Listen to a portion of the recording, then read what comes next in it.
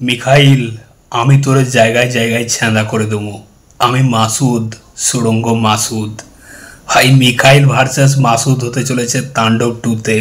Megastar Shakib Khan versus Afran Nisho. এবং এই টাসেলটা দেখার জন্য ভাই আমি এক্সাইটেড তাণ্ডব টু এর জন্য। রায়া রফি যেরকমভাবে পুরো জিনিসটাকে ডিজাইন করেছে, আফরান নিশোর ডায়লগবাজি সঙ্গে সাকিব খানের ওই একটা জাস্ট মিডিল ফিঙ্গার, ভাই হেভি লেগেছে বস। মানে আফরান নিশো এবং সাকিব খানের যেরকম মানে অফ স্ক্রিন তাদের মধ্যে যে টাসেলটা ছিল এতদিন ধরে সাকিব খানের ফ্যান্সদের সাথে আফরান নিশোর ফ্যান্সদের, সেই বিষয়টাই কিন্তু সিনেমার মধ্যে তুলে ধরেছে রায়া রফি।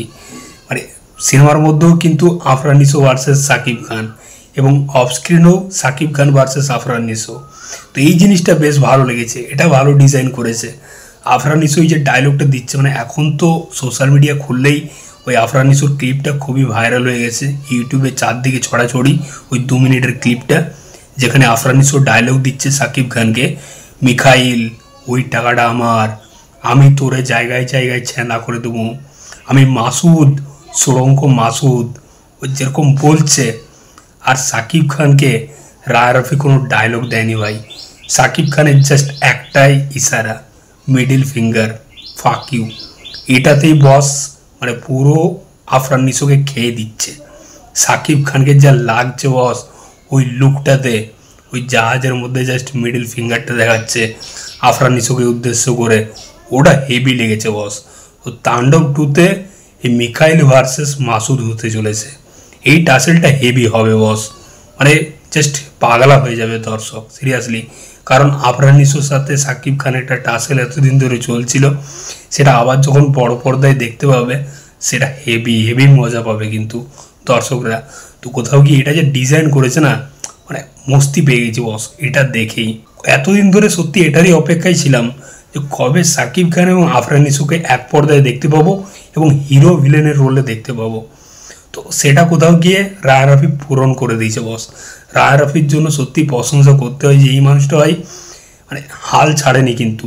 এত কথা হয়েছে, এত আন্দোলন হয়েছে, বন্ধ করো, এই করো, সেই করো, কিন্তু সে হাল ছাড়েনি।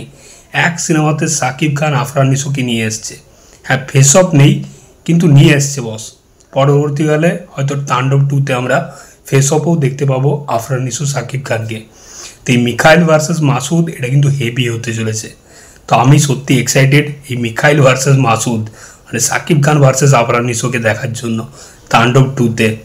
তো আশা করছি তাণ্ডব টু এত তাড়াতাড়ি আসবে না, আগে সুড়ঙ্গ টু আসবে, বা তার আগে তুফান টু এর মানে লাইন আপে আছে, তারপর তাণ্ডব টু আসবে। তো এখন যা অবস্থা আমার মনে হচ্ছে তাণ্ডব টু নিয়ে চলে আসুক আগের বছর কোনো একটা ঈদে। তো সত্যি আমি তাণ্ডব টু এর জন্য এক্সাইটেড রইলাম, এই মিখাইল ভার্সেস মাসুদের জন্য এক্সাইটেড রইলাম। তার সাথে সিয়াম আহমেদের ক্যামিও, সিয়াম আহমেদের ওই রকম সাইকো ক্যারেক্টার, বুঝতে পেরেছ মানে রায়া রফি কী করতে চলেছে এই সিনেমা দিয়ে, সে একটা ইউনিভার্স বানাতে চলেছে বস। আমি সত্যি এক্সাইটেড বস তাণ্ডব টু এর জন্য। তোমাদের কি মতামত এই মিখাইল ভার্সেস মাসুদ নিয়ে অবশ্যই কমেন্ট বক্সে জানিও। চললাম, আবার দেখা হচ্ছে পরের ভিডিওতে। চ্যানেলটায় নতুন থাকলে অবশ্যই সাবস্ক্রাইব করে যাও বস। টাটা।